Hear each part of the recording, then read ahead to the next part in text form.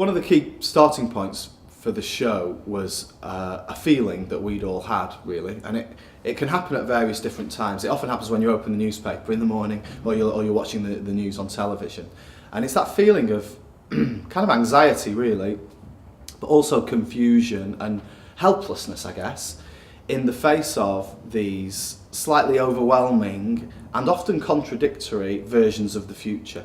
So one version of the future that we're all confronted with at the moment is that really within our lifetimes there's going to be significant changes to the way we live, to the landscape we live in, to our relationships with different peoples in the world, and that those changes are going to be radical, they're going to be really far-reaching, and often are portrayed in quite a negative way, those changes to happen.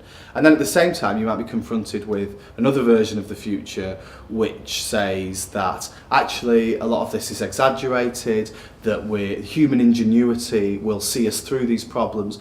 We've had problems before and the human race has always come through.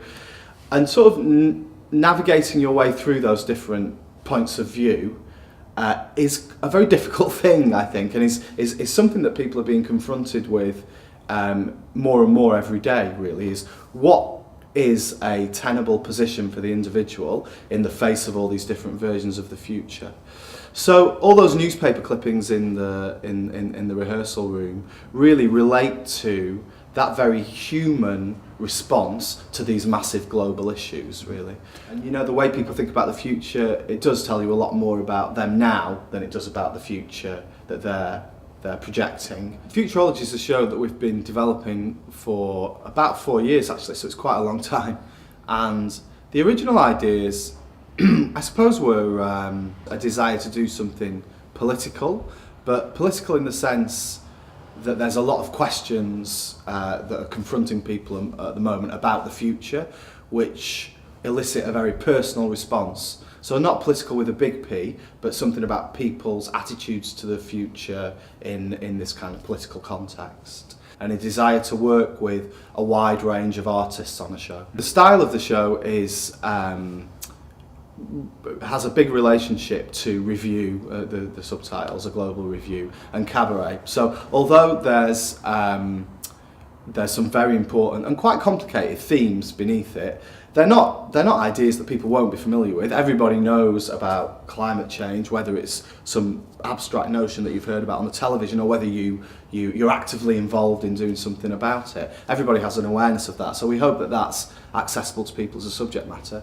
But then in terms of the style of the show, there's lots of music, there's lots of different acts within this review context. So there's a contortionist, there's some dancing, there's some acrobatics, there's a real diversity of kind of popular entertainment forms, really, in order to discuss these ideas. Suspect Culture's been quite lucky over the past few years in that we've toured work to lots of different countries, and whilst we've been doing that, we've come across various different artists that we form relationship with that seem to share a certain approach to theatre, and those people have become this group that we call associate artists. And we've tried to involve as many of them as possible in this show, partly because of their international makeup, the international makeup of this group, because it's the subject matter of the show in terms of kind of international politics, climate change,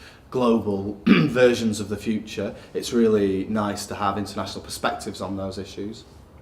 But also those artists work in a variety of genre and areas of work. So there's writers, there's directors, designers, actors, musicians, and the style of the show allows for lots of different types of contribution. So we've tried to involve as many of them as possible, really. We're rehearsing in Film City, which is the old Govan Town Hall, and it's an amazing space, actually. It's kind of late Victorian civic monstrosity. So it's got kind of gold flop wallpaper and lots of wood panelling and big holes in the windows. But it's been a good atmosphere for us. It's great just having this amount of space, first of all, especially with such a big show.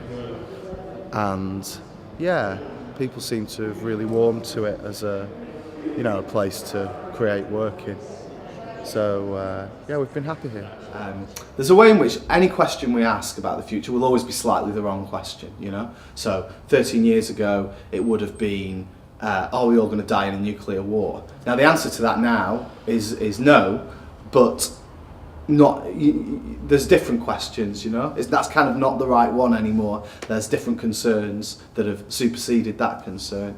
And they are, because the future is by its very nature unknowable, there's a way in which you'll always find out more about people's attitudes towards the present, I think.